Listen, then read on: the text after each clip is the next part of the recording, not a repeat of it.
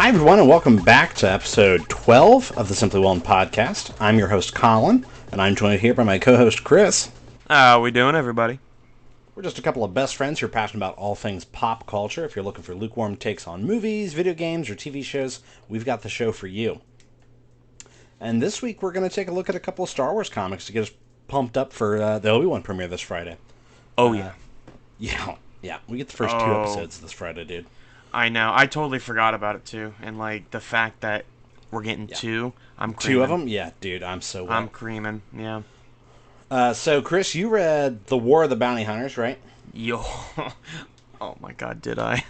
And I actually called an audible. Last week I said I was going to read the Darth Vader comic from 2020, but I decided that it would fit better with Obi-Wan if I read the one from 2017, which I actually reread it because I read it back when it came out.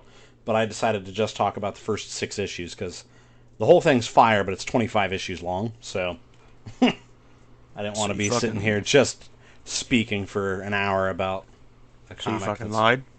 Correct, yeah. Yeah, you got it. If that's what you want to call it. Yeah, you know, I bent the truth. I misrepresented reality, whatever you want to call it. Yeah. But no, honestly, before we talk about our comics, we have like quite a bit of news to get through. Like, I'm just going to call this one Newsapalooza. Newsapalooza. Yeah, we got to talk about McDonald's. Police. The Stink Police, yes. We've got to talk about McDonald's spoiling Stranger Things. As they do. Barry got renewed for a 4th season. That's fucking right. Yes. A new Star Wars series is in the works. We got our first image from the Echo series on Disney+. We got a new Daredevil series on the way from Disney+. We got a little bit more footage of Ms. Marvel, which premieres here shortly.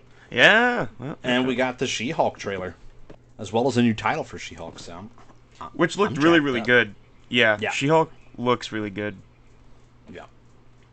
I'm ready to just jump into that. You want it? Oh. Oh, yeah. Give it to me. Like, so, let's see. Right up top here. Easy. I want the whole thing. Yeah, right up top here. Call it Bob Evans, because I want the whole hog. I want so much pork, I'm sweating. I want the whole hog. The whole hog. Don't leave none of it left. I want the pickled feet, too. There's a whole lot of meat on this carcass. Goddamn. Whole lot of meat. Now, dead ass here. Let's focus up. Yeah, straighten up. Straighten up right now. Gotta get your shit together. The Hollywood sticks. Reporter. Straighten up or get the fuck out of Fucktown. No, stop it. The Hollywood Reporter My fault. was reporting that Netflix has like a marketing deal. God.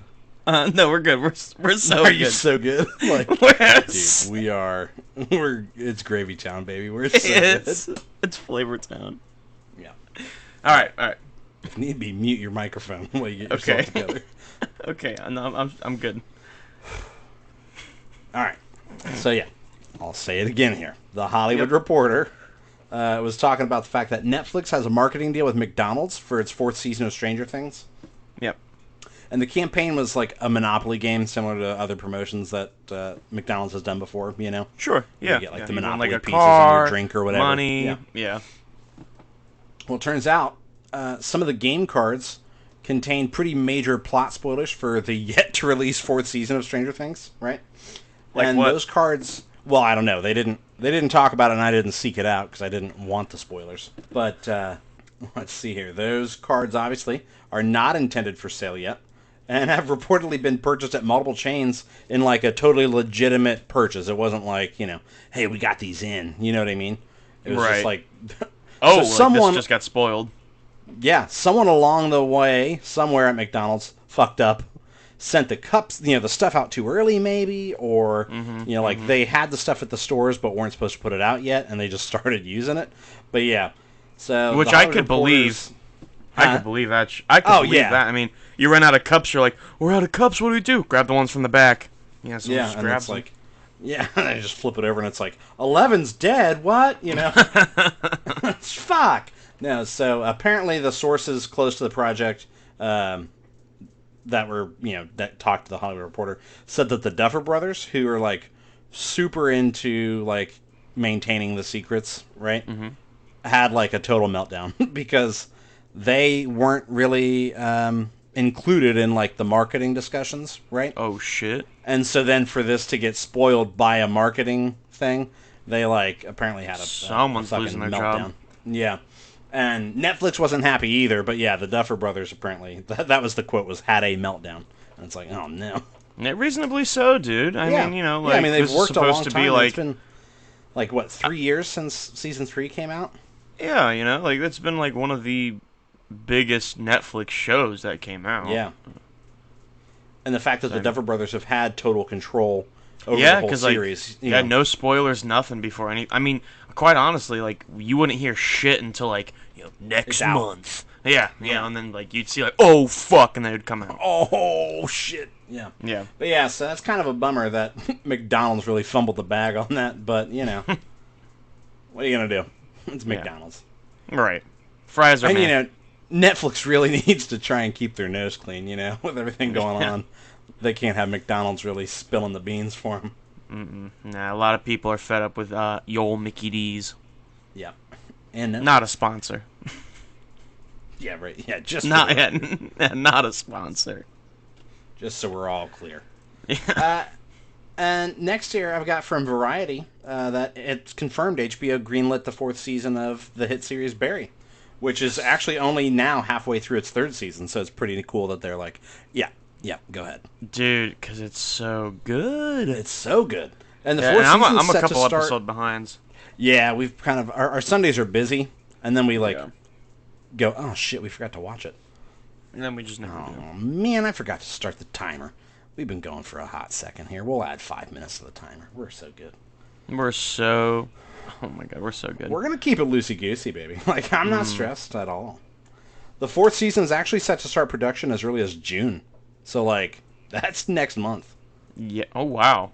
That's like 2 weeks away that they're like, Well, yeah, yeah. bring that shit. Yeah, bring it back. Don't stop doing it. Yeah.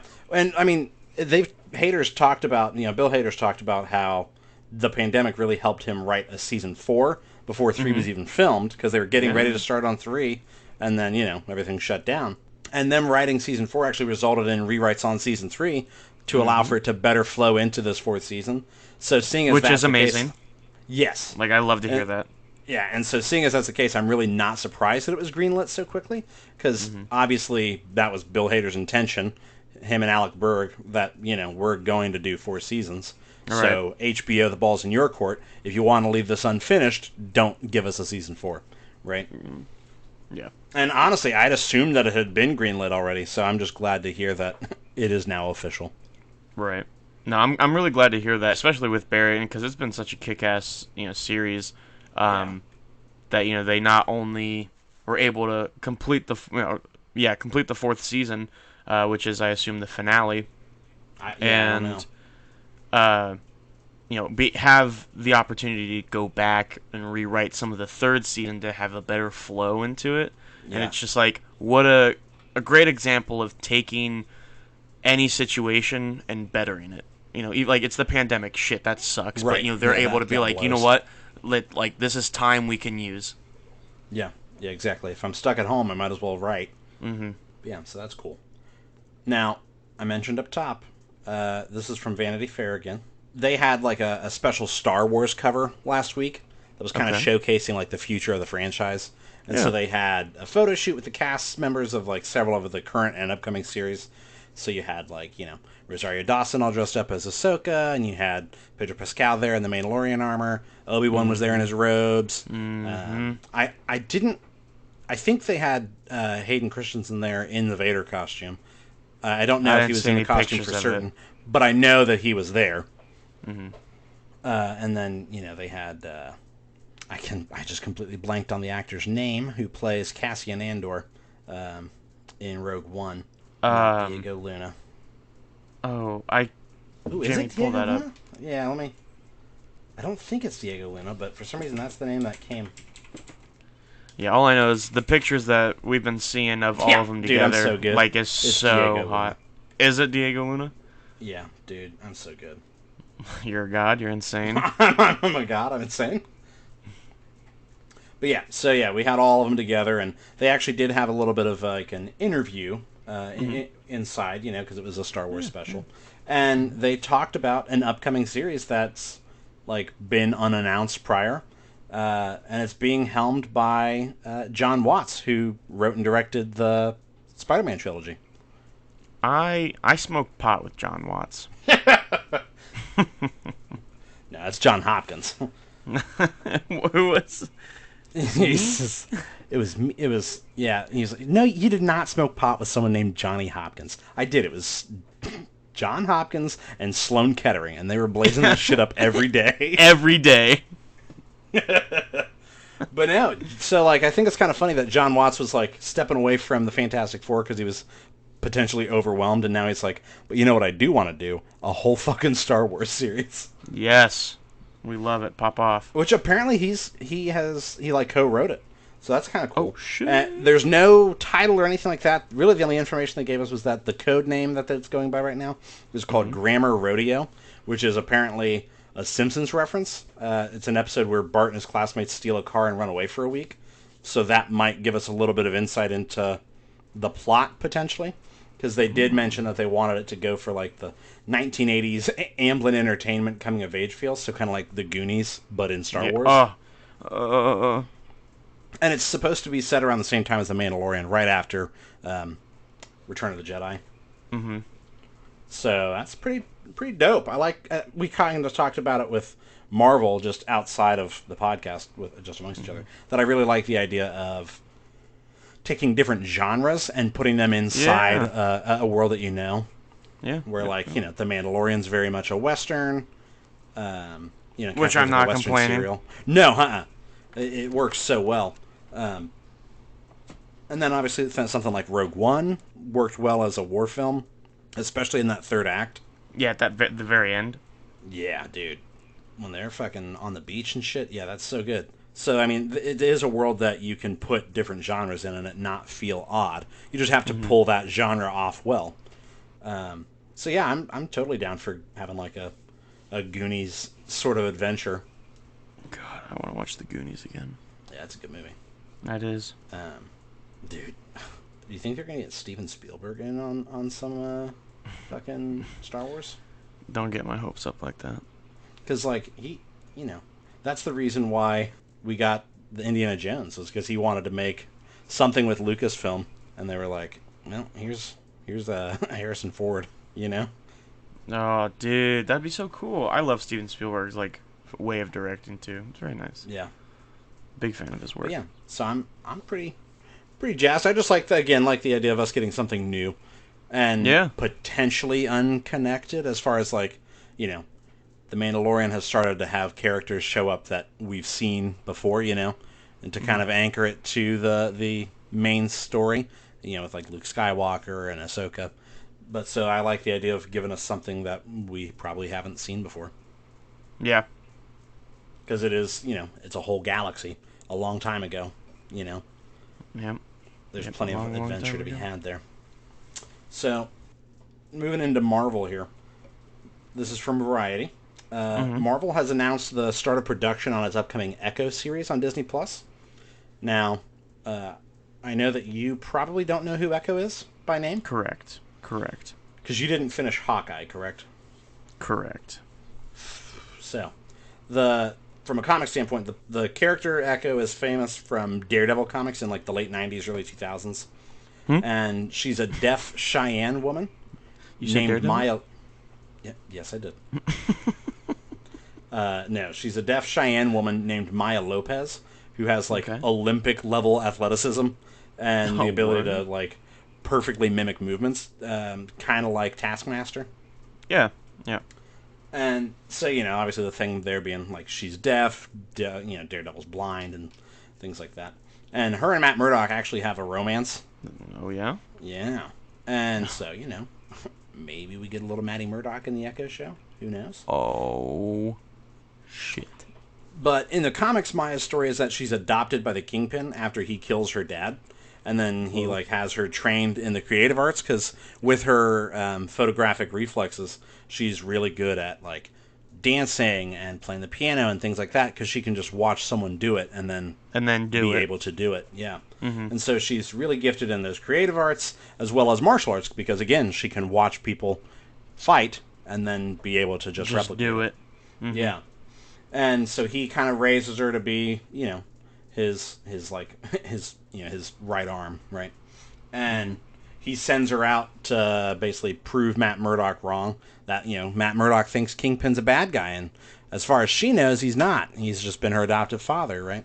Right. And so she goes out, and that's when she figures out that, wait a minute, Kingpin's actually been lying to me all this time, and she straight up...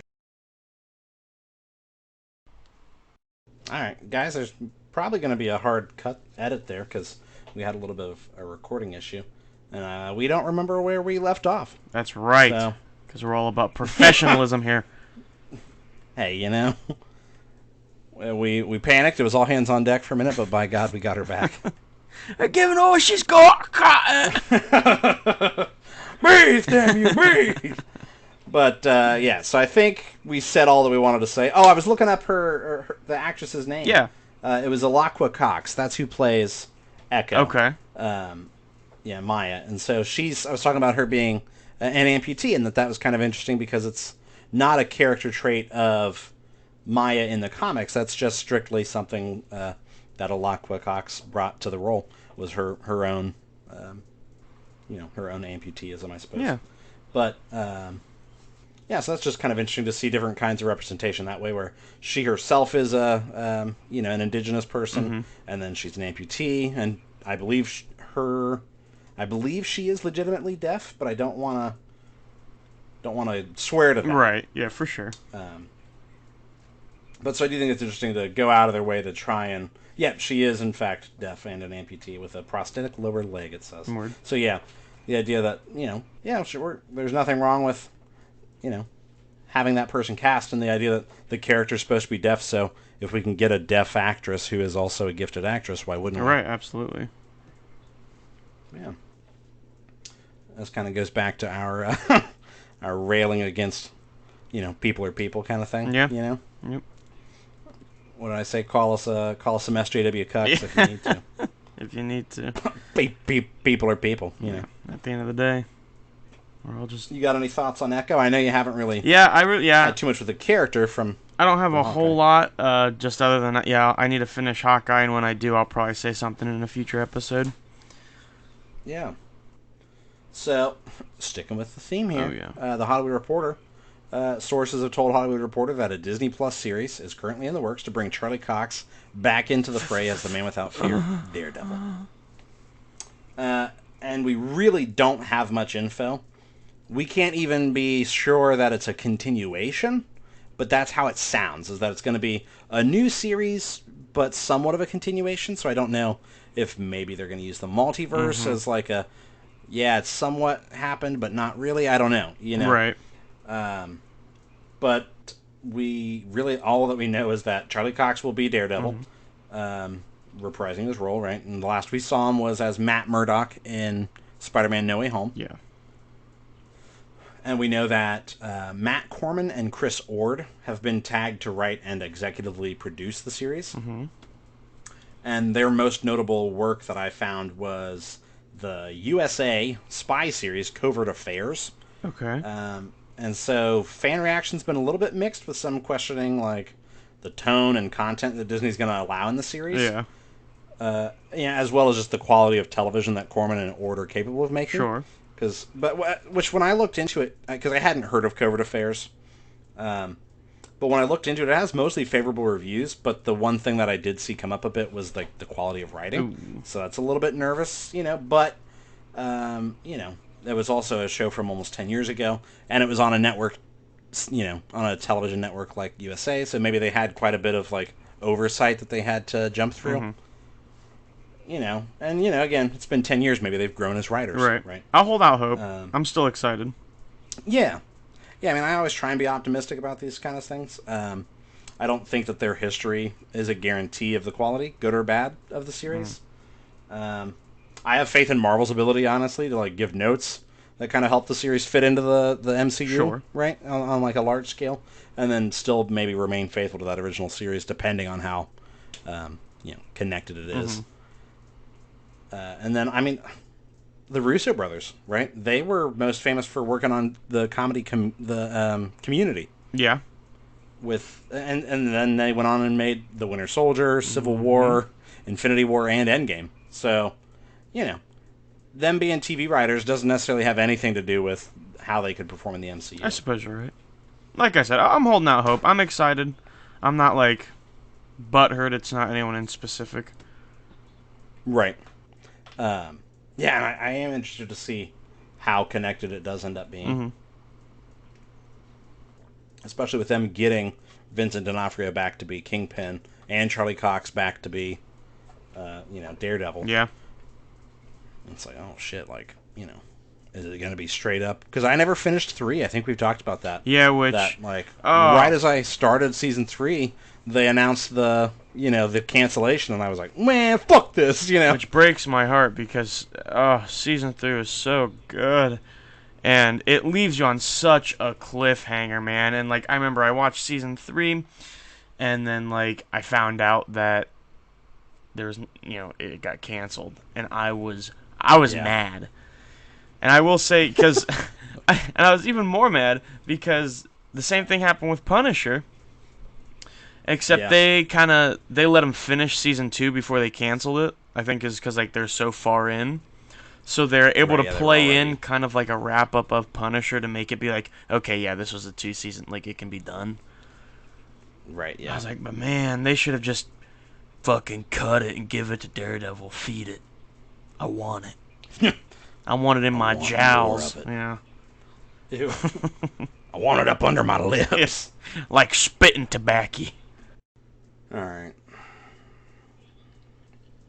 If the room feels a little different, and we sound a little different,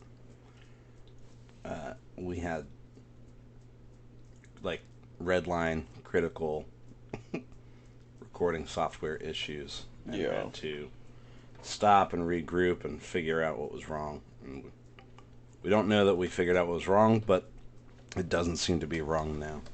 So we'll say we fixed it. It is 6:30 in the morning. So we're just going to try and rally. Puke and rally, baby. That's right. Hopefully I don't puke. I already did.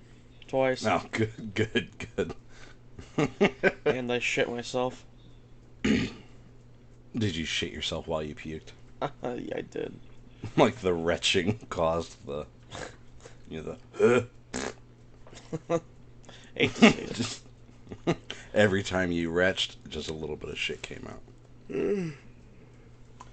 Alright, all of that to say, I marked where we left off last night, and we were talking about Daredevil. Yes. Being written by the same people who wrote a show called Covert Affairs. If I am correct, we were done talking about Daredevil, I think. Okay. And at this point, we're going to be done, because... That's right. I'd rather leave something out than repeat ourselves. Yep. We can bring it up next week. And also, it's our show, we can do whatever we want. That's right. It's anarchy. Correct. So, Ms. Marvel got a new, 1-minute trailer. Yeah. Shit. It looks really good. Yeah, it does. Showed a little bit more of, action, I think. The powers of hers seem to be a little bit, akin to, a Green Lantern, where, one of her friends asks her what it feels like, and she says something to the effect of, imagination realized, or something like that. Mm-hmm. Which is kind of the idea of Green Lantern. If Green he can Lantern. think of it, he can manifest it with the ring. Except in this case, she's got the bracelets. Does this mean that we're going to see a Ryan Reynolds crossover? Well, I mean, eventually we're going to get Deadpool. No. I want Ryan Reynolds as Green Lantern. Ryan One of the Reynolds best doesn't want Ryan movies. Reynolds as Green Lantern. No, no, he doesn't. He hates that movie. Hmm. Um, her powers, like I said, are a little bit Green Lantern-y, as opposed to in the comics she has like an elastic ability when it Hmm. comes to her fists. And I think, like, my theory on why they kind of changed her power set is like two things. First thing, this makes her a little bit more similar to Captain Marvel, which is who her inspiration is. Hmm. Where it's like, cosmic, as opposed to just, yeah, I'm inspired by Captain Marvel, but my fists just get big. That's right. And damn, I'm fighting a burp. This morning is rough, I gotta tell you.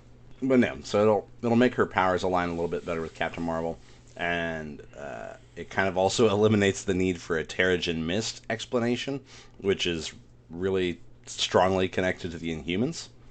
Okay. And so now we don't necessarily have to bring up the Inhumans, because Hmm. if you bring up Terrigen Mist, the question then automatically becomes, okay, well, where's the Inhumans? Because that's how the Inhumans come to be. Hmm. My only thing about that though is, like, spoiler alert for Doctor Strange, we saw Black Bolt in Doctor Strange, so they're obviously not afraid of the Inhumans inherently. They just, I don't know that they know what to do with them, or if you're gonna do the X-Men, the Inhumans are really similar, Hmm. so maybe we're not necessarily like, we gotta get the Inhumans, because I know that Kevin Feige wants to do the X-Men like bad, like Yeah, he's down. He's hurting for a squirtin'. he's he is all bricked up thinking about the X-Men. I can only imagine how big of a boner he popped when he saw Sir Patrick Stewart Hmm. in his yellow floating chair. He was probably, but yeah, the series does seem to be a little bit more geared towards a young audience. I think, like we kind Yeah. of talked about it, feeling a little bit more like a Coming of age. preteen, yeah, which I'm okay with that. Like, Yeah, that's fun again, with. like we talked about with Star Wars, like why can't multiple genres exist within this universe? Yes. If the Winter Soldier is like a political spy thriller, Hmm. then we can have a coming of age self discovery story for a teenage Muslim girl in Jersey. Yeah. But no, I mean, at the end of the day, the MCU is like one of the largest franchises in the world. Mm. And so it doesn't really just belong to men aged 18 to 65. Yeah. So if they want to make a good show that can also appeal to a little bit of a different audience member than the general audience, By golly, they here's should be able for, to. yeah, yeah, here's for the teenagers or the preteens or the young girls or whoever, right? And then, now those young girls might have an ability to have a conversation more so than they might not Hmm. have as much interest in the MCU as the teenage boy does. But Right. now if they both have someone in this universe that they can aspire to be, then there you go. Not a sponsor by Marvel. Right? Yeah, yeah. We're in the pocket of big Marvel. Yeah. We're sellouts. Not yet. Not yet. Keyword.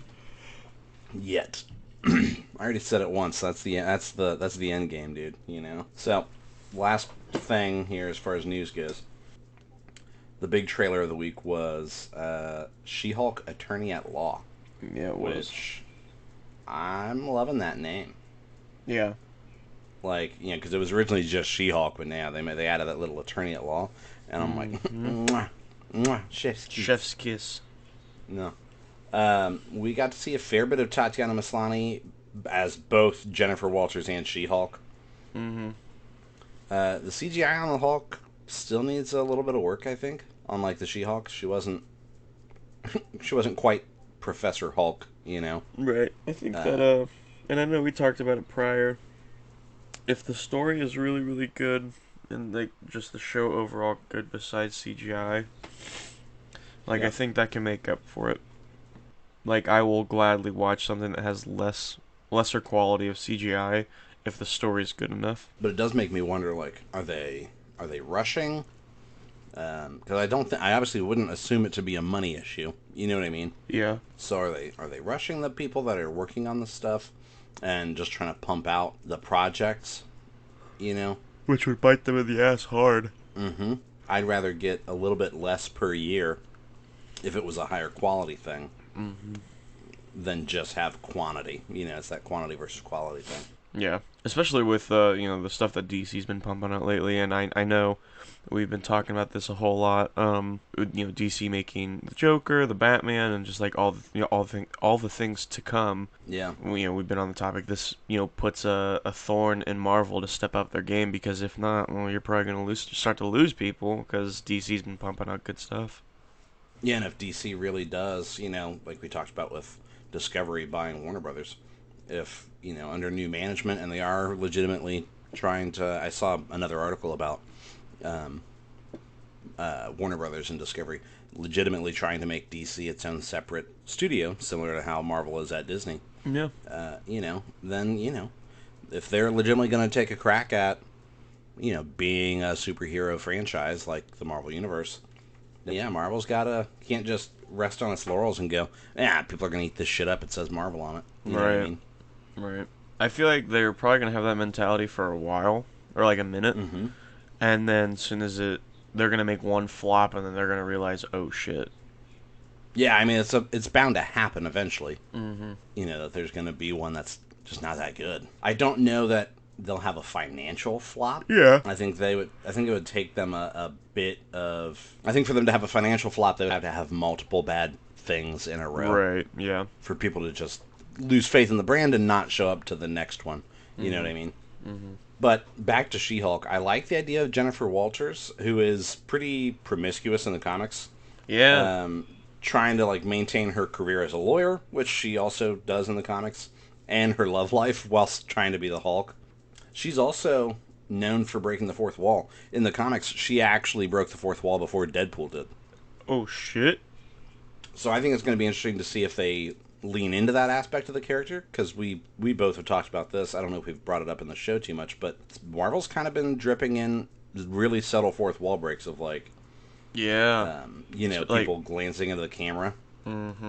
Especially in Doctor Strange, we saw Wanda do it, but obviously all through WandaVision there was a lot of looking right into the camera, and then in Loki, Sylvie does it a few times. Yeah. Yep. And so, yeah, I mean, I think maybe it lends to my theory that the camera is the watcher, And so, I don't know. I think that'd be an obvious, a good spot to bring in a more aggressive fourth wall break rather than just looking into the camera. I think the more important thing on the matter is, are we going to be able to see that Hulk hussy? Ew. I straight up thought you were about to be a pervert. Well, I mean, you were. But What? About her feet. About her feet busting out of the heels. Oh my god. Be like, my bigger question is, how much screen time are those dogs getting, What is it? No. Those floor grabbers? Yeah, those ground grabbers. Ground grabbers, that's what it is. Those big green ground grabbers. No, I did. I just want a solid hour 45 of that. Just toes. No, I did notice that, and again, here comes the SJW cuck stuff. There was a large, all jokes aside, there was a large amount of, sexualization. And I'm like, that seems appropriate. We get a female on there, and all the guys are like, right, but can I do it with her? Like, what's the story on that? Well, I know in the comics that She-Hulk was... Right, she was a baddie. Yeah, she would be out on the prowl for men, which... Her and Tony Stark have a thing off and on. Like, that's what I'm trying to see. Like, RDJ, where you at? Yeah, but, Tony Stark died, remember? So... Shit! Don't remind me. No, in the comics, Jennifer is stuck as She-Hulk. Yeah. In this one, it seems like she has a little more not control, but kind of the same thing. Yeah, as Bruce, where she can go back and forth. Yeah. And we do see Bruce as Professor Hulk, which seems to suggest that at least part of the series is going to be before Shang-Chi, because in the post-credit scene for Shang-Chi, we see him as Bruce Banner. Yeah. And also in Shang-Chi, we saw, what do you call him? The Abomination. Yes. Who was the villain in 2008's The Incredible Hulk. The cinematic masterpiece. Yeah.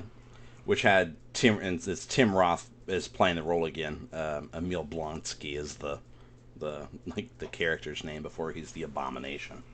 But and we also got a little quick little look at Jamila Jamil as Titania, who's like She-Hulk's nemesis basically, and their power sets are super similar.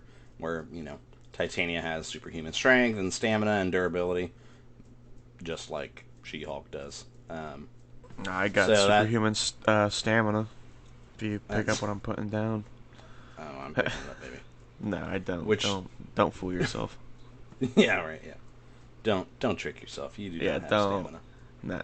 But no, it does make me a little like, oh man, because we talked about it last week. I think the idea of just taking your hero and going, right, but what if they had those powers and were bad? Right. And then making that your bad guy. So it sounds like Titania is going to be kind of She-Hulkish as far as power set goes. So I don't know. We'll see how it goes. I mean, you can still pull it off. But, yeah, we did see quite a bit of her just trying to live her life and do her job and all that. While also, like, you figure the last scene of the trailer was her swiping right on, like, everybody on Tinder. Mm-hmm. Yeah, she was down bad. And going on multiple dates, and that last guy, he's like, you want to split some fries? And she's like, let's get those to go. Yeah, let's put those in a little doggy bag. And then she's got him in a fireman carry. And you're like, oh no. That guy's... Who doesn't want to be held like that? Yeah, right? Like, because he was like a decent, strong-looking guy. Yeah. She does. She picks him up like a baby and was getting ready to carry him, I'm assuming, to his eventual death.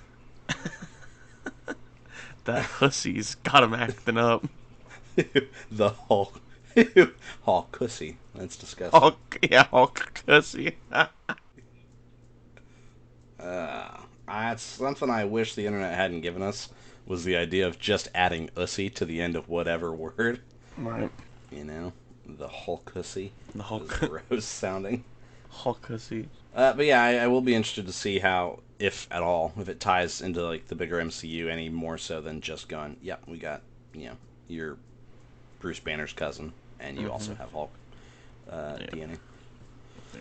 I'm wondering if it's going to be like in the comics, where in the comics she's given a blood transfusion from Bruce, and that's how she gets the Hulk powers. Because we see her get in a car accident, maybe it looks like. Yeah. And so I'm wondering if it's just a case of she gets into the car accident and the stress triggers her to turn into the Hulk. And it's just a case of well, she's always had it, or what? You know what I mean? It does make me wonder. A lot of people nowadays, we're kind of tired of seeing an origin story. Yeah.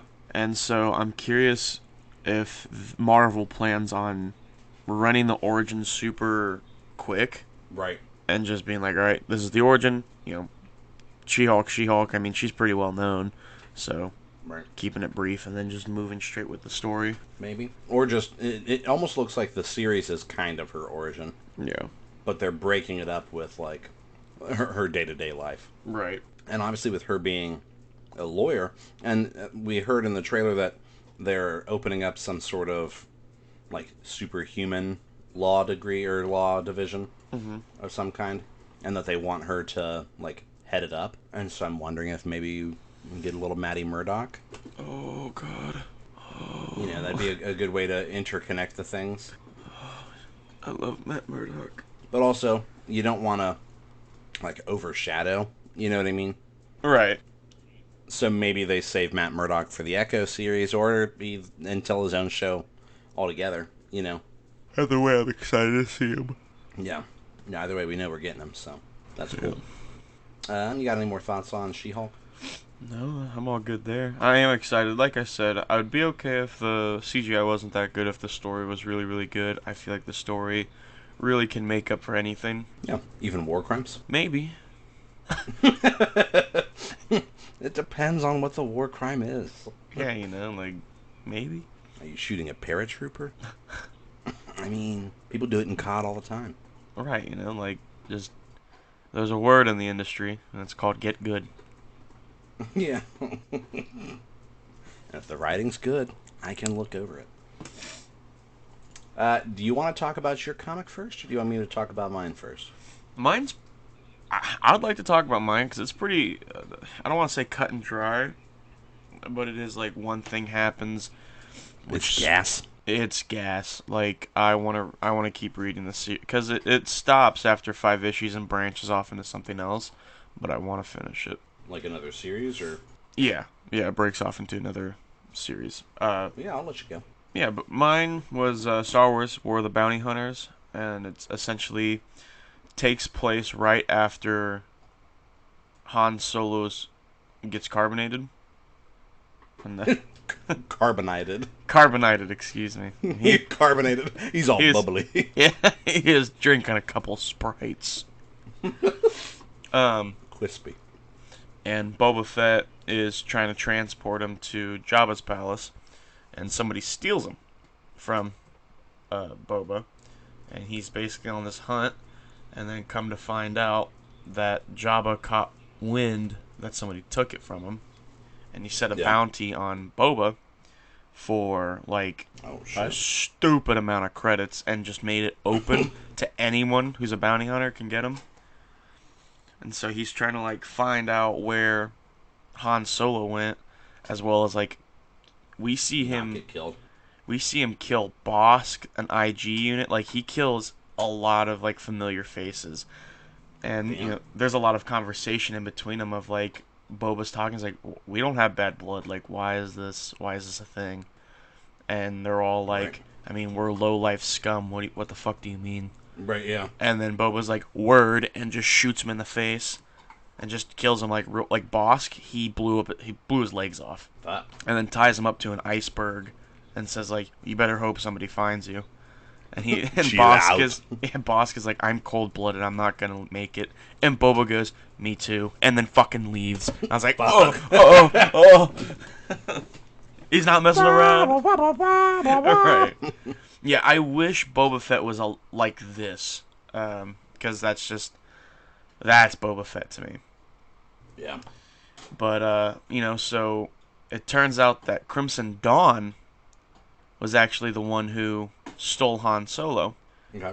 And Kira, if anyone's seen Solo, yeah, that plays a big role. Kira's talking to some of like her servants and some of her workers, and they're like, why Han Solo? He's just a smuggler with a bad reputation. Like why? Right. What's so great about him? And she kind of says, she goes, well, as like, yeah, sure, he's just a smuggler with a bad reputation, but he's working with the Resistance. He's working with he's worked with the Empire. He owes people so much money. People owe him money. People want him dead. Like, everybody across the galaxy knows who he is, and we're going to use that to unite everybody and just kind of get their name out there, because last to their knowledge, Crimson Dawn has been destroyed. So they're trying to be like, no, we're still here, and we're still making big bank. Because I'm not confused, but I don't have the timeline, like, nailed down. Is Darth Maul dead at this point? Yeah. Do you know? Yeah. Because he dies in Rebels, right? I don't know, because in this one, there's a lot of different things. I'm not sure if it's canon or anything. I think it just might be a spinoff. I gotcha. Because, just a lot of shit happens. That did not happen in the movies. You're right, yeah, and again, going back to Boba, I'll get there in chronological order. Yeah. So Boba's on this hunt, and then finds out that there's an invitation to the Crimson Red, and they're doing an auction of whoever can buy Han Solo. And so they extend the invite to all the huts, and so Jabba goes out there with his brother. I think it's Boca, could be Bofa, and Bofa, yeah. Bofa the Hutt. Bofa the Hutt. Pizza. It's pizza. Pizza the Hutt. Lone Star. So everyone's there, and everyone's making bids. I think it caps out at 200,000 credits. Oh, wow, just 200 credits. I'm like, damn. And then Jabba the Hutt was like, "Oh, I'm gonna raise the stakes 1 million," and just drops the old shit. milli, and everyone's like, "Oh fuck!" Like he ain't dicking around. And then we see Big Daddy Darth come in, and basically is like, "I want him." And Jabba the Hutt's kind of like, "All right." And all the other Hutts are like, "What the fuck are you doing? Like, why? He's yours. You just bought him." And Jabba's Right. like, "I would rather have a solid relationship with the Empire than have Han Solo." And I was Right. like, "Shit, that's Yeah. pretty smart." Like, yeah, you don't want to fuck around with them. They ain't one to toy with. No. But while they're all here, you have Leia, Chewie, and Lando trying to save Han, as well as Boba, who's just trying to collect Han Solo so he can deliver him to Jabba to collect his pay. And then you have the Empire coming in. You have Crimson Dawn trying to auction them off. I mean, just a lot of shit's going down in the same room. Yeah. The only thing I was upset about is we got to see Luke Skywalker, but we got to see Yeah. nothing action packed with him. He was in his X-wing, and when he was flying close, Darth Vader and Luke could sense each other, and so Luke was like, "I can't fight him. Like, it's all up to you guys. Like, I'm not coming in there." And I was a little discouraged. I was like, "Man, what a little pussy bitch boy. Like, why the fuck can't you go in there?" They could have just put him in a Bacta tank, Right. You know. and been like, there, yeah, like he's still fucked up from fighting Darth. Yeah. So, needless to say, Boba he's cruising. He's like kind of waiting for a good chance to come in and kill somebody so he can run in. But then he realizes he can't use a blaster because that'll draw attention. But then he bumps into Leia, Chewie, and Lando, and he's basically like, "Listen, I don't really fucking care what you're here for. You're not my enemy as of right now. Just don't get in my way." And he's made it very clear. He's like, "I'm not in the fucking mood. I've had like 8 people try to kill me in the past 20 minutes. So like, if you want to go, like, don't think I won't go toe to toe. But I'm not gonna. I'll fucking do Yeah, it. I'll fucking kill you." And then Lando's like, "Bet, Chewie, get him." And, like, Chewie starts running at him and picks. Sick him, boy. Yeah, and he picks him up and chokes him, slams him on the wall. And then Boba's like, "I wasn't fucking around," and lights him on fire. Jesus Christ. And like Chewie starts like screaming, and they're basically like, Lando takes off his cape and starts putting him out, and they're like, "Chewie, shut up, you're gonna cause attention."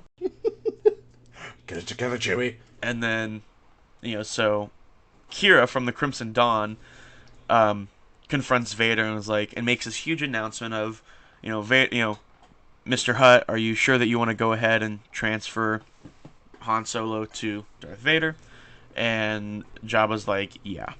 And they're like, "Cool." I've never been more sure of it. Yeah, I'm so solid on that. And Crimson, Kira's like, "All right, that's cool. We're still owed $1 million. Like, he's not leaving without that. Like, so, Mr. Vader, are you gonna pay?" The Millie? And she kind of like puts him in a spot. She's like, "You're gonna pay that, right?"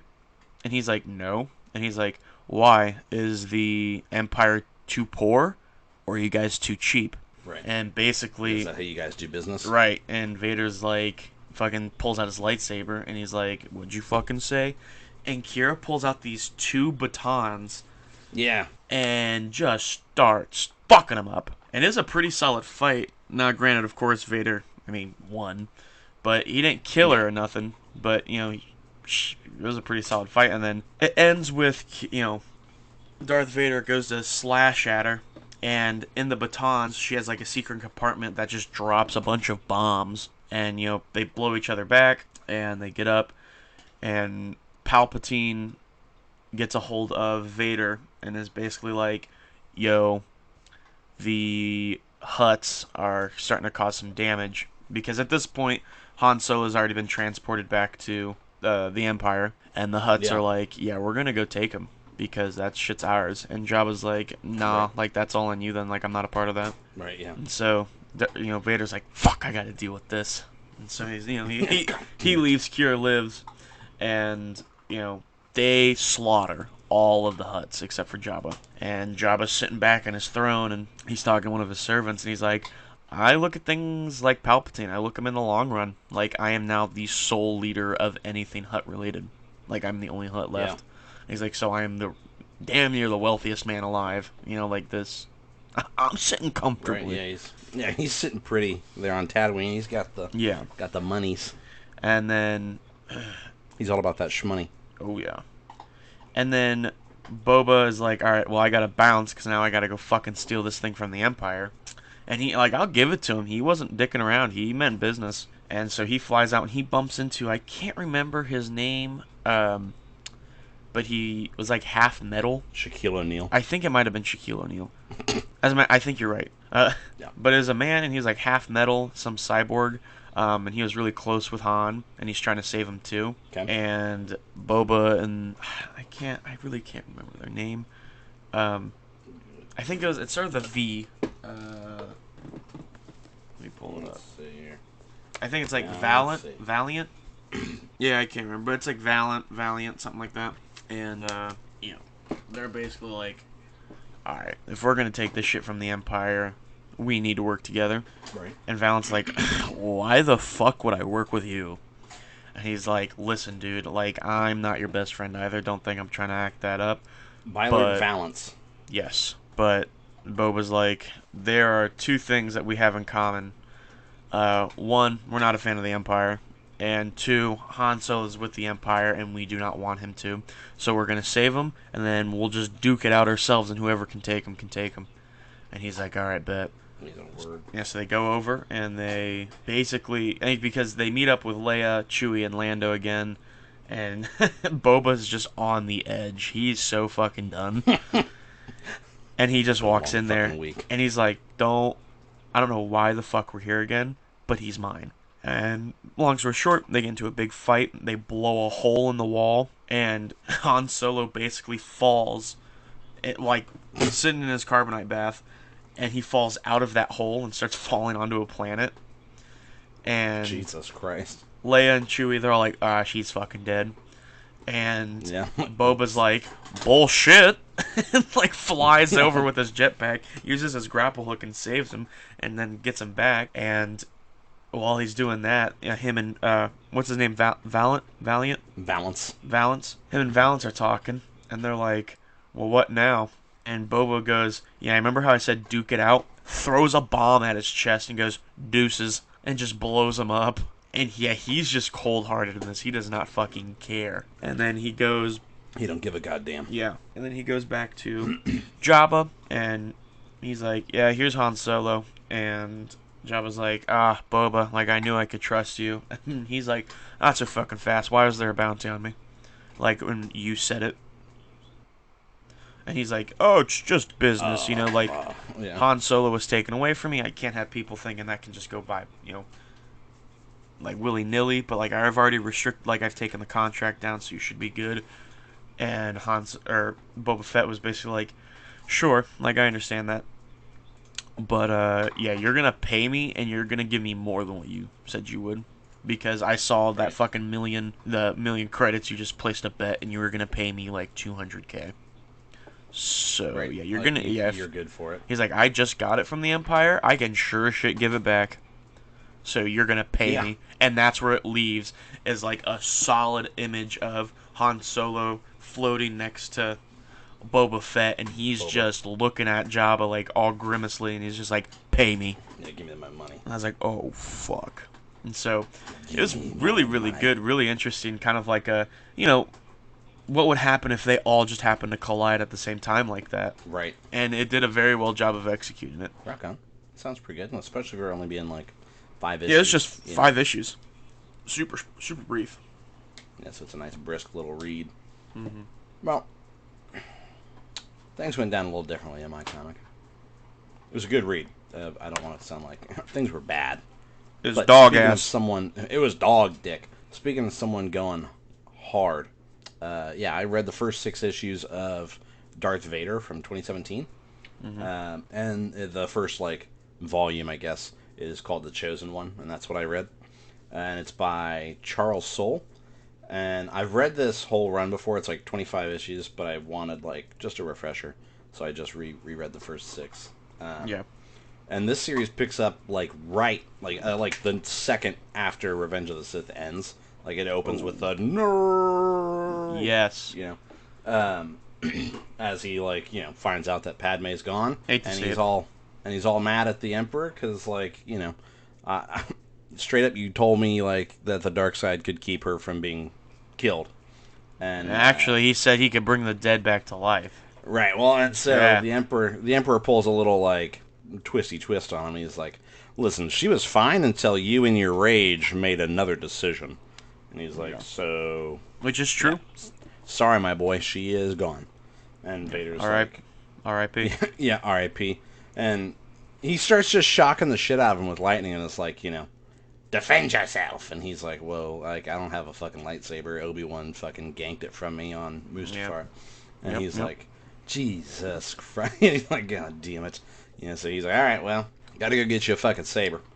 And he sends him out to, he kind of tells him, like, the way you get your red lightsaber is kyber crystals are living beings. Mm-hmm.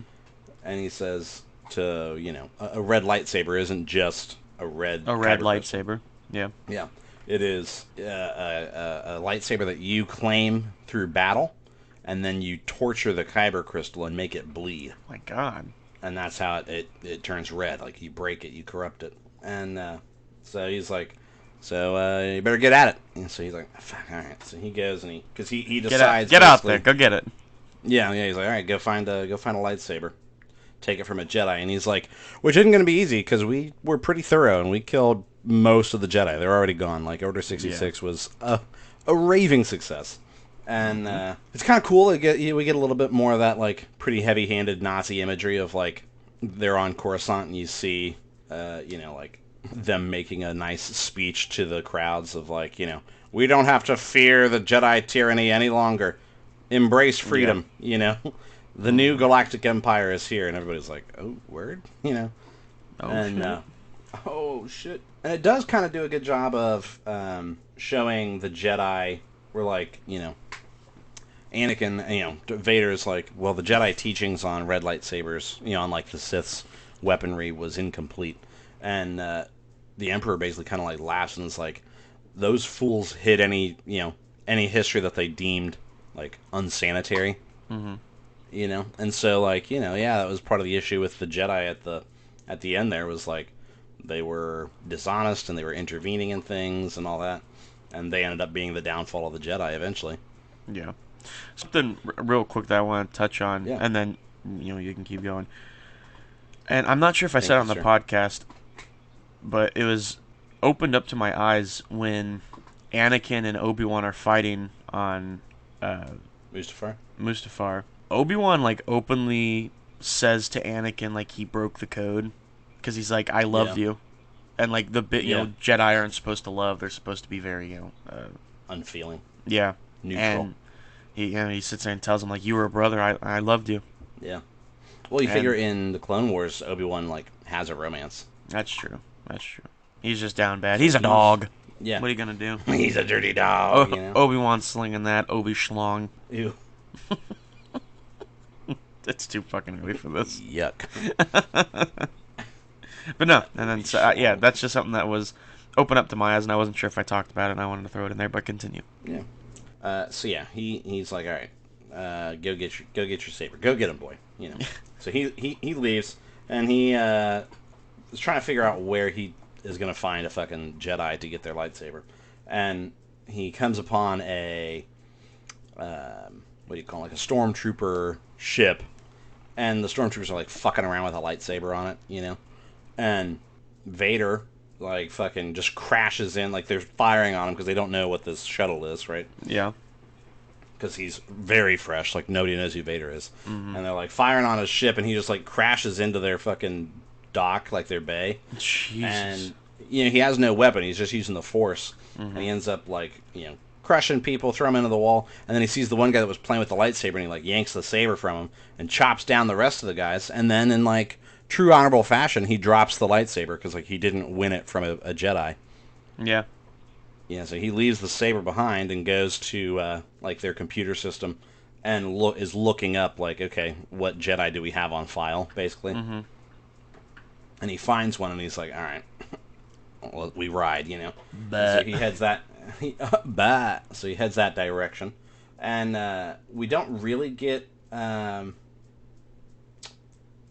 don't want to skip over into my notes here. We don't really get Obi-Wan in this series, but he is like name dropped a couple of times. okay. But thinking of the show, where this takes place, I would like to see some of this maybe in the Obi-Wan series, or at least maybe they give Hayden Christensen his own little miniseries and give us a little Darth Vader series. I gotta think, we're definitely gonna be seeing a whole lot of like early Darth Vader because, I mean, just why not? Like, that'd be amazing. Right, if you can do it, and you can do it good, why wouldn't you? Right.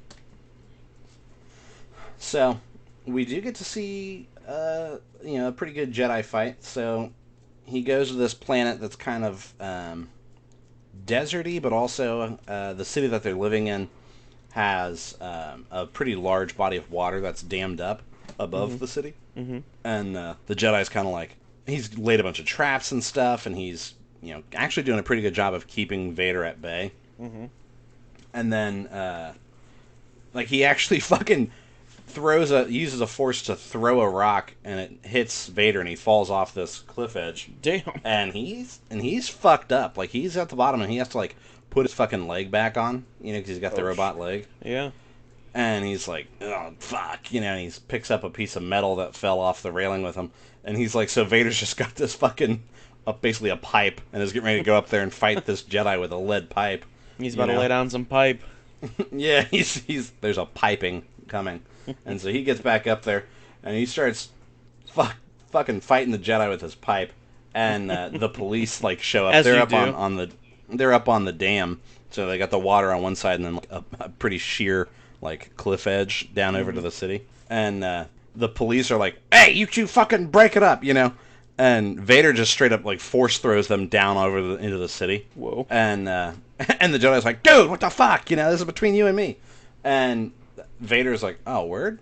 And he starts to crack the dam, and he's gonna flood the city. And so the Jedi stops fighting and uses the Force to hold the dam together. And Vader's like, "You fool!" And he just fucking steals his saber, off his belt, and puts him in a Force choke. And he's like, "Dude, listen, fucking kill me. That's fine. I've lost, but don't punish them. This is our fight, Yeah. And Vader just crushes his neck and throws him over into the city. And then he still breaks the dam and floods the city. What a cold bitch. He just straight He's up... like, "Oh, word? Yeah. Let me just break this dam. Let me flood the city anyways, bitch." And damn, he's a cold motherfucker. So he's all, fucked up, and he goes hobbling back to his ship, right? And he gets patched up, and the Emperor's like, 6, so now you gotta take that kyber crystal and, do like I said, you gotta basically give it all your pain and your hate and all that, and you're gonna make You it gotta suffer. put the squeeze on it.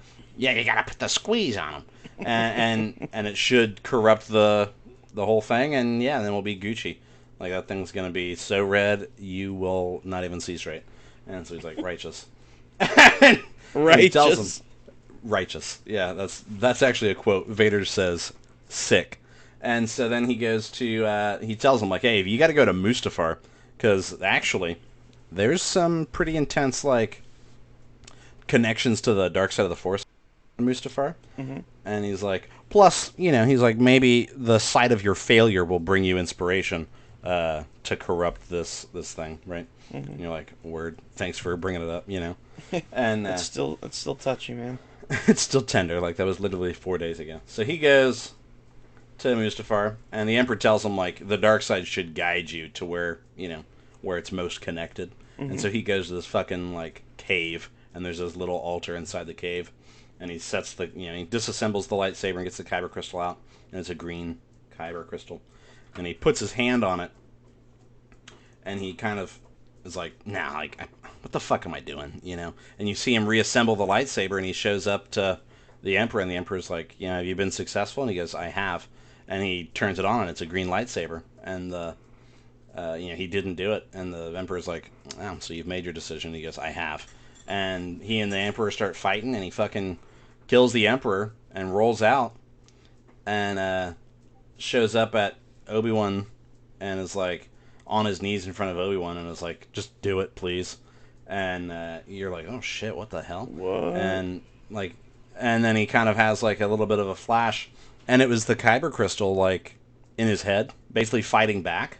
where he didn't do any of that. It was like giving him a vision. Oh, yeah. And so he's like, basically, like, you son of a bitch. And he like grabs the kyber crystal real hard, and he just starts having flashes of like his mom and Padme and Obi-Wan and all that. And he's screaming and crying and shit. And then the fucking lightsaber, the kyber crystal turns like bright red and flashes, and you hear like cracking.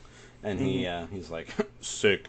And then he rolls up to the Emperor's room, and you've got a little bit of an appearance by Tarkin, who's like Vader, talking at him, and he's like, the Emperor's wanting to make sure that the weapon is underway. So obviously they're talking about building the Death Star, And Vader like fucking throws one of the Imperial Guard just through the fucking window. Jesus. And Tarkin and I can't think of who else was in the room with him are both like, Jesus, and are getting ready to try and defend him. And the Emperor's like, leave me be. And they're like, but your safety. And he's like, I am plenty safe. And so they leave, and he's like, Vader, I'm assuming, my apprentice, you've been successful. And he kneels before the Emperor and turns on the red lightsaber. And he's like, bet, And, excellent. Good. Let the hate flow through you. And so he's like, righteous. We've got an intruder that I think you could help me take care of. Head down to the Jedi Archives for me. And he's like, you got it, baby. So Vader heads down there, and we see somebody stomping around, sneaking through the books. And Vader straight up jumps on the guy and is getting ready to gank him. And it's the Grand Inquisitor. Oh, shit. And so he's got his, his spinny lightsaber, right? And so they're fighting, they're duking. And he's fucking Vader up. Like, and Vader's like, he's like, you fucking fool, like, I've got you, bitch. And Vader's like, you have nothing, I was testing my suit. And the guy's like, what? And he just fucking splits his saber in half and just kicks the shit out of him. Shit. And he's like, I was just seeing how strong this suit was. And he just beats the fuck out of the Inquisitor. And that's when you kind of get introduced where the Emperor shows up and is like, boys, please, there's plenty of me to go around. And they both are like, dude, what the fuck's going on here? Because, like, the Inquisitor's like, the Emperor promised me these books, right, that I could come in here. And he's like, I did. I just thought you guys should meet. And Vader's kind of been out of shape because he's like, you sent me there knowing that he was an able fighter. Like, what if I'd have lost? And he's like, you know better than anybody that, like, you shouldn't get tied up in what ifs, right? And he's like, but was there any chance that he was going to defeat you? And he goes, no. And he goes, there you go. And C'est la vie? C'est la vie. So then the Emperor's like, this is the Grand Inquisitor, and he is going to run the Inquisitorius. And the Vader's like, huh? Yeah. And he's like, yeah. Yeah, we got some talking to do. Let's walk, baby. And so the three of them go to where the Inquisitors are being trained. And you see all the Inquisitors down in the arena. And the Grand Inquisitor is basically like, present arms! And so all the Inquisitors stop and look up at Vader and the Emperor up on the balcony. And the Emperor is telling Vader that the idea is that the Inquisitors are there to find the last remaining Jedi. And they still need to be trained. And he says, they're all Jedi in their own right that had some sort of qualm with the Council, right? Yeah. And they were easily corrupted. And he's like, take the Inquisitor. He's like, he never got his seat at the Council, and he's always been bitter about it, and now I've given him purpose, Right, yeah. And he's like, he was pretty easy to take advantage of. And you're like, damn, all right. And so he tells Vader, like, that he wants him to train the Inquisitors and make them... He says something about, like, a sharp blade to cut the Jedi infection out. And he even talks about the Jedi being, like, the biggest threat to Imperial peace right now. Yeah. And you kind of see a quick little glimpse at another Jedi that's off somewhere, and that's where the books are going to lead to, is him hunting down these Jedi. But it's pretty solid, and you get to see Vader doing some Vadering, and I do like that it's so close to the prequels that you're like, okay, I really know it is a really good continuation. Yeah, like I said, it's literally the second after Revenge of the Sith ends. But I really want to see Hayden Christensen fucking play this role. Like, if he's going to be Vader in the Obi-Wan series, and it does well, give us a Vader series. Yes. I think in a lot of interview, Hayden Christensen, he seems excited about being back in Star Wars. Yeah, he was like, for something that I thought I was done doing, and now they have like Yeah. new stuff and from the looks of it, good stuff. I'm very excited Right. to continue to work on it. Yeah, and like we've seen him training, Yeah. like a lot to do lightsaber duels and stuff, Mm-hmm. and he's wearing a cape in a lot of his like training. So it's like, okay, yeah, he's definitely going to be fighting Yeah. as Vader. Oh yeah. All right, let me. I'm just straight up eating my oatmeal. I apologize. Yeah. All Let's right. see here. Last We're so good. What was it like last week? It was pizza. This week it's oatmeal. I don't know what you're talking about. Like, you're No, crazy. what you mean? What you mean by that? You're nuts. Yeah. So we're gonna do things a little backwards this week. That's right. The email that I've got here actually has a little bit of a suggestion for Chris's Cryptid Corner. Oh shit. I'll Oh read you shit. I'll read you the email before you fucking yell at me about. Whoa. Welcome back. Okay, now. All right. Well, whatever. So let's see here. The email reads, "Dear Colin and Chris," that's us. This is us. Hello, this is Bethany, your self-proclaimed #1 fan, who has listened to all of your podcast episodes religiously. That's right. That's good. I was going to say that's what we're going for. We're starting a religion. No, it's a cult. Yeah, just the Church of Colin and Chris. Simply Church. So Simply Church. she says, If you'd like I to must- join our cult, please send an email at simplyoneemailbag@gmail.com. send your applications in for consideration. She says, I must say both of you have grown a lot in a good way with the podcast and continue to get better with every episode. You guys don't stumble on words as much or have awkward pauses anymore. Yeah, we do. I just edit them out. The episodes flow very well and keep me really interested in the topics, even in topics I previously had no knowledge of, but became interested in because of your enthusiasm for the subjects. I wanted to say, Colin, you are the information wizard and bring in all that knowledge that I'm yearning for about topics. That's my right. goodness. That's me, baby. She says, Chris, you suck. No, she didn't. Oh, say that. word? That was a little editorialism. Rock on. She says, Chris, you bring in that spice about a topic, bringing in different perspectives on how to think about ideas, which are refreshing. Just wanted to say, keep doing what you do, and I look forward to future episodes. And then next paragraph, she sent us a pretty decent sized letter here. Yes, we love that. We won't. Yeah, I was going to say we aren't going to bash on that. She says, here's a little true story of mine that maybe could be used for Chris's Cryptid Corner. Oh shit! Oh shit! You just lean real forward into the mic. Tell me about it. She says, in elementary school for my art class, we were told we were to design clay slabs however we wanted, to then get fired in the kiln, and then get painted as the final step of the project. A classmate of mine, we'll call him Classmate X, decided that for his clay slab, he was going to make a tombstone for himself because it was already a flat piece of clay. Mm-hmm. So the day ended, and everyone put their finished clay into the oven to be fired overnight, so it could be painted the next day. The next day comes around, and my teacher is upset because one of the clay slabs broke or exploded in the kiln. And no one else's clay slab was harmed, thankfully, but the student's slab that broke would gonna have to make theirs again. And it was Classmate X's project. And then a few minutes later, the principal comes in and announces to the whole class that Classmate X will not be joining us because he and his family died in a fire that night in their home. She does say it was a long time ago, so I don't remember if it was arson or an accidental fire. Jesus. Yeah. Are we supposed to dig our way out of that? Well, I mean, I think that's just like a perfect segue to, the welcome back to Chris's Cryptid Corner. Fucking classmate burned up in a fire. And I'm just radio hosting. Oh my god. No. That is like, and that's, what we're going to be talking about is stuff that's super coincidental. It's kind of scary. Yeah. Because, that is really scary that he made this tombstone and it just, happened to pop or break in the kiln or the oven. Yeah.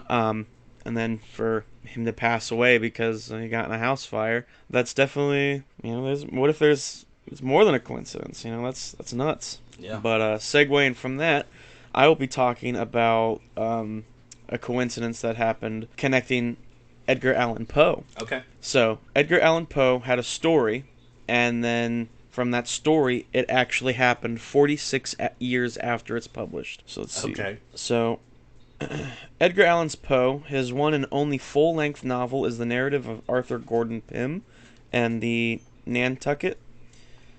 The gist of the story is Pym is stowing away on a whaling ship, but things go sideways and the crew mutinies. Almost everyone dies, a storm hits, and the remaining crew are left adrift. They catch, kill, and eat a turtle, but it's not enough. They draw straws to see who's going to get eaten, and the unfortunate man who draws the short straw is a mutineer named Richard Parker. He is killed, eaten, and then ultimately the remaining crew is rescued. That was published in 1838, and in 1884, a ship named the Mygenet, I believe, Mygenet, left England for Australia.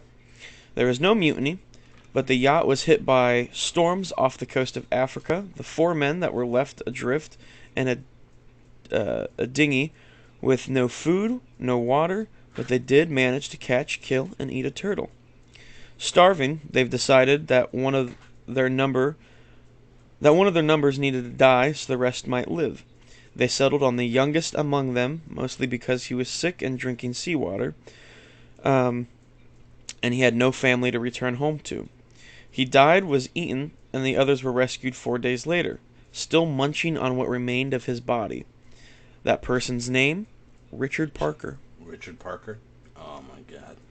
And dude, it is stuff like that where it's like scary coincidences that are like, how? Like, how is it? Is it time travel? Like, cause I'm a huge believer in time travel.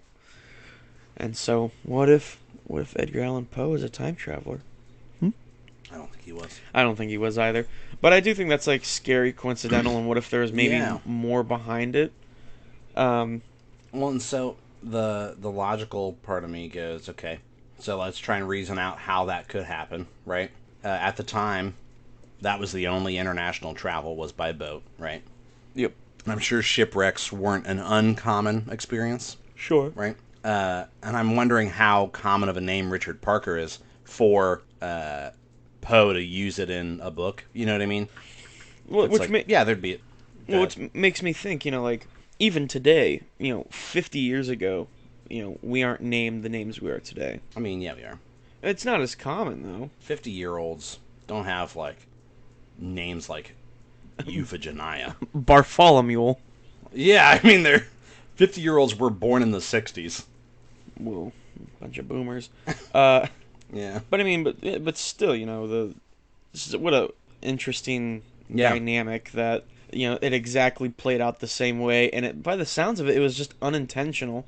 Right. Yeah. Because I they doubt killed. they went. It'd be funny. Yeah. As if we copied Edgar Allan Poe's book. Do it for the vine. Yeah. This boy's name is Richard Parker, and they all look at each other like, It's been real. It's been fun, but it hasn't been real fun. Sorry, Richard. Fun. Sorry, Dick. I was gonna say sorry, Dick. They just stab him. But no, so I mean that is something that's definitely creepy and just like it's weird how correlated they are and not being correlated at all. Yeah, having no direct connection but seemingly being connected. Mm-hmm. Just makes you think: how does that happen? Well, it's like Lincoln being shot in the Ford Theater, and Kennedy being shot in a Ford. Yeah, stuff like that is just a Ford Lincoln. Oh, nuh-uh. Mm-hmm. There's a conspiracy behind that. I know it.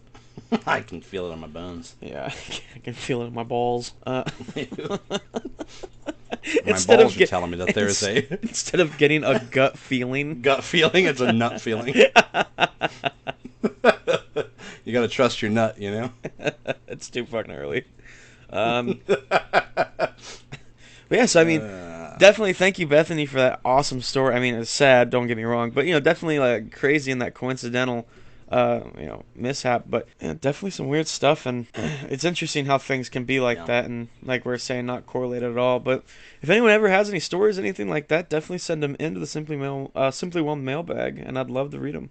Yeah, absolutely. And again, thanks, Bethany. Like, we'll let you be the number one fan because you claimed That's right. it. Yeah. Like nobody else has written in saying I'm the number one fan, so it must be you. Self-proclaimed throne. That's right. And Bethany is standing tall on it. You gotta ask me what I was thinking about. What were you thinking about, baby? Oh my god, I was thinking about. Honest to God, I was thinking about Rock Band. Like, Dude, yeah, we've been tearing it up. We've been shredding. yeah, like we're kings. Like, we were down there because like I came up to look for something in my office, and in my closet I had the drum set, and it was like, boom, baby, dum, baby, dum, I know bum. you touched my fucking drum Oh my set. god, drum set? Yeah, I was like, dude, are we fucking playing Rock Band? So I grabbed it and I brought it downstairs, and sure as shit, we played Rock Band. Yeah, Baby. we played the So, shit out of that. yeah, you were jamming on the guitar. I was singing until I was hoarse, and then I'd play the drums poorly, and then I'd be like, all right, give me the guitar. I want to feel like I can do something, and then you'd sing, and then yeah, we'd just keep rotating like that, and we were tearing shit up. So what I was thinking about is like, I really want a new rhythm game. You know, like give us a new band. Yeah, I had no clue that they So stopped. like Rock Band and Guitar Hero used to be I the know, shit. and I remember you telling me that they stopped making them. The Guitar Hero and Rock Band, they just don't Yeah. make them anymore. And I was a little bummed out by it. I thought Guitar Hero, at least Guitar Hero, is something that would have lived on forever. Yeah, like Rock Band 4 is the one that we were playing, and it's still supported somewhat through like pay per song DLC basically. And it's like $2 a song. It's like, well, now wait a minute, that's even more expensive than iTunes. And we bought like what, damn near 10 songs. like $25 worth of like $25 Yeah, worth of and songs. we played every single one. But yeah, we did. I really think that like if they built from the ground up like a current gen band game with like a bit more focus on the band simulation part of stuff, where it's like, you know, maybe you get to make your set lists and go perform shows, and maybe you have to make business decisions. That'd be kind of As cool. well as, and this is something we definitely talked about earlier, you don't see a whole lot of couch co-op games anymore. Like, it's all, like, you have to be online. So I think it'd be so cool, especially, hopefully, fingers crossed, with, you know, COVID coming down to an end, people are able to, you know, kind of get back together and see each other and have that opportunity to be like, oh, yo, Rock Band just came out. Let's get the spit crew on each together. other. Let's get all hunkered up and let's fucking play. Yeah, let's make it stink. Yeah, and so I think that would be such a good opportunity. I feel like, but I don't know. I don't know anything. That's true. I want to fucking shred though. Like, I want to play. I want to be in a fucking band. That's right. Like, And yeah, we discovered our name was Chris and the Pussycat. nope. We decided it was C sharp. C sharp. Again, both made by me. I still like Chris and the Pussycat, but I bet you fucking do, because your name is in it. You narcissist. you are too. What are you talking about? The Pussycat. That's me, baby. You are what you eat, you know? You make me sick. What? No, I mean absolutely. That shit's been gas. Bananas. So, I think that's it, baby. I think we managed to do it. Yeah, we got up at fucking now 6:30 8 in the morning. Yeah. Ugh. Gotta start getting ready. Like, I don't want to do this again. I gotta tell you. No, like this was not fun. I was wholeheartedly expecting to pound it out last night and get a good night's rest, and Yeah. I didn't sleep too well. I ain't gonna lie to you. I kept a whole lot of tossing and turning, and my dog kicked me in the fucking kidney because fault on my part. You probably deserved it. Yeah, I guess I got too close to him because he deserves the whole ass bed. He did like one of those back kidney shots. Fucking donkey kicked me. And Fuck out of the way. Dude, he did, and I just kind of rolled over and cried myself back to sleep. Yeah, he's like, little fat little baby. And you're like, Whoa. He starts calling you names. Dude, for a side note, real quick, I gotta say this. So I was at work, which would have been yesterday, and you know, I'm in sales, and so I deal with a lot of clientele. And someone came in, and I haven't seen him in a while. And they're like, they didn't recognize me, and they're like, oh, our guy's not here. And so I'm looking around at my coworkers, and, you know, because there's only a handful of men who work there. It's predominantly women, which is fine, and there's nothing wrong with that. But so, you know, I'm looking at the other two male associates, and I'm like, well, what was his name? And they're like, oh, we can't remember. Big dude, really big, like heavy set dude. And I've been trying to lose weight, and so like I'm a little sensitive about it right now. And so and then it finally clicked. I was like, oh, I think they're talking about me. Like, that's me. Because, you know, I'm the biggest guy here. I'm not even. Right? There's not a lot of men. I'm not even that big either. Right? Yeah. No, it's not like we were. Like, did he die? Like, like he was real big, and then they go, "Oh, was his name Mike or Tony?" And then her husband goes, "Yeah, Big Tony. It's Big Tony." And they're like, "We're looking for Big Tony." And I'm just like, "Yeah, I think I helped you guys." And they're like, "Oh, hey, like you look good, dude. How have you been?" And I was like, "Yeah, my name is not Big Tony. Not Big Tony. It's fucking Chris. It's Chris. And I'm a moderately sized man. Yeah. Like, and they're like, "Oh, you didn't have a beard, you know?" And I was like, "I kind of okay, whatever. I've always had a beard, but yeah. rock on." I was gonna say, yeah. I think I've had a beard since I was like 12 months. 12. Yeah. Saying a lot of my baby pictures, you can see a 5 o'clock shadow. You shaved that morning, and it's now, dinner time. I'm just in a suit, you know. I got my watch on me. Your mother's breast had fucking beard burn from breastfeeding you.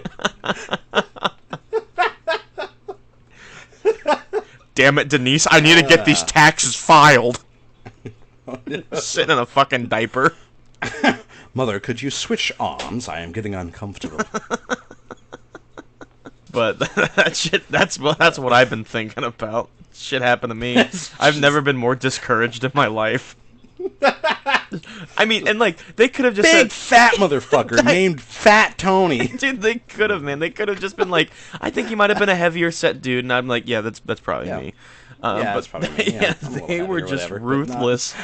They were going in on I mean, they're like big. I mean, big. I mean, like startlingly large. I'm just like, bro.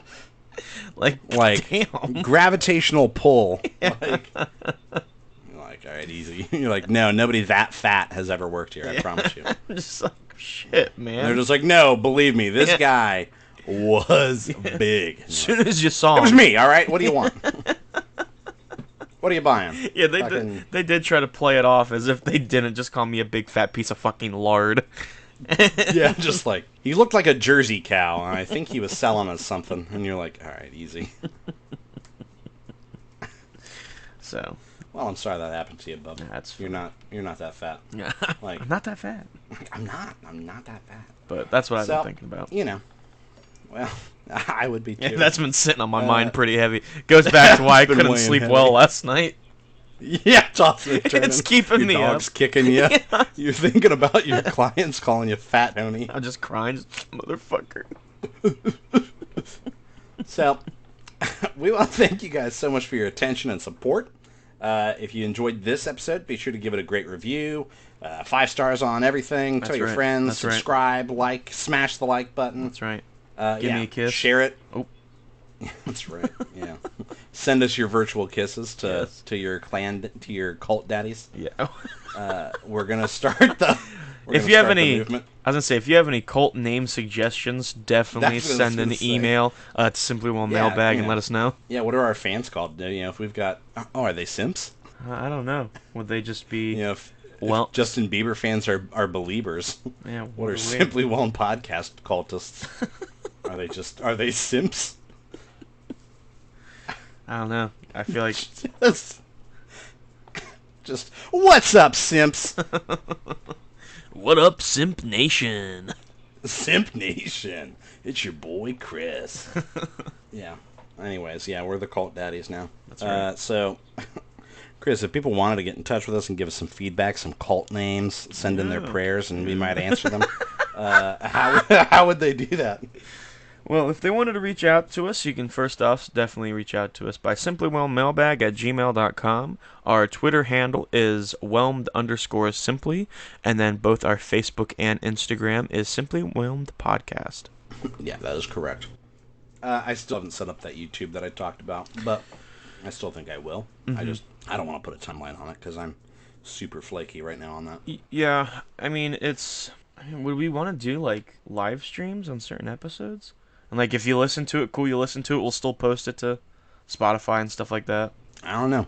I do not know. Something to think about. But so there's quite a bit of editing that goes in our videos because sometimes we'll either laugh way too fucking hard and we'll have to straighten up before we can keep going.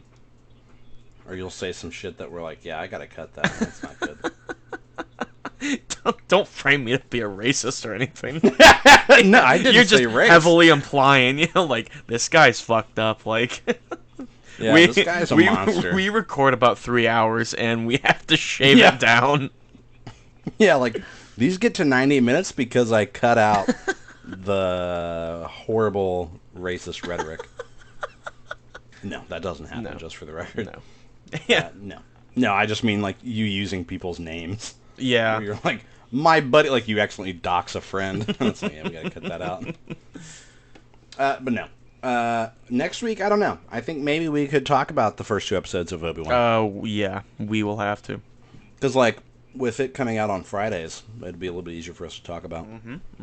Obviously, I don't think this is going to turn into the Obi-Wan podcast, but... Maybe something we can do is, like, I'll have a different topic, and then we can have, like, just a quick 15 to 20 minute breakdown of, like, an episode. Yeah.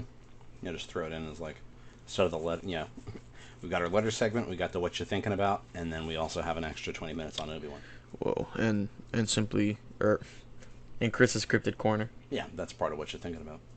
That's its own thing, baby. Noticed in the Weird, I haven't heard of. I was just gonna say. I haven't heard a theme song. Whoa, easy. Steady. I was gonna say it. In Bethany's email here, it didn't say what you're thinking about. It said Chris's Cryptid Corner. So that's all I gotta say about the matter. Well, then maybe Bethany's not the number 1 fan. Whoa. You're like, why are you dragging Bethany into this? Why you gotta do? What'd Bethany ever do to you? Why you gotta do my girl like this, huh? But no. Yeah, next week, we don't know for certain, but yeah, with 2 episodes of Obi-Wan coming out, we might just talk about those. And if not, fuck it, we'll come up with something. Yeah, we always do, baby. So, yeah, that's right, we always put it together. Whether it be 6:30 in the morning or 11:30 at night. Yeah, I'm not gonna lie. I love recording it, but it fucking sucked. Waking up at 6:30 was not cash money. No, you're not a morning person. I am not, no. And you're the one that was like, you want to just do it at 6:30? Well, yeah, because I got stuff going on. I'm a busy man. Yeah, that's right, you're in demand. That's right. That's right. So thank you guys so much for listening. We'll see you next Wednesday. Hey, bye, guys. Have a good one. Oh, I just farted and it definitely picked up on my mic. We gotta cut that out.